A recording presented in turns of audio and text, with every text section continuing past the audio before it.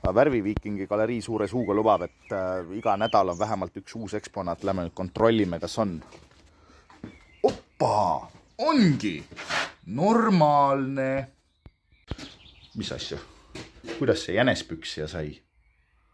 See vist on maalitud. Okei. Grillid aias pikas rivis. Kokku on praegu 7 grilli. 8 on tegemisel veel, see tuleb gaasipalloonist. Et siis saab tulla mingi praegu 7 seltskonda grillima, iga grilli juurde keegi. Et pühapäeval galerii lahtioleku aegadel kella 12.17 töötab selle aed ka avaliku grillikohana ja lõkkeplatsina.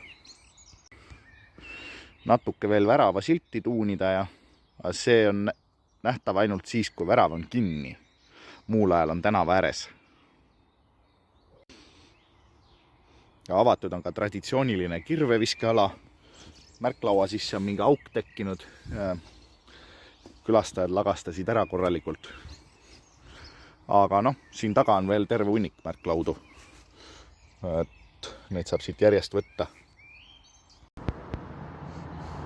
Panin auto kleepsu, siis pandi üle kütusepaagi luugi. Siis esialgu see oli lõikamata, ma pildusin nalja pärast, aga jätakski lõikamata, et äkki säästab natuke kütuse kulu pealt.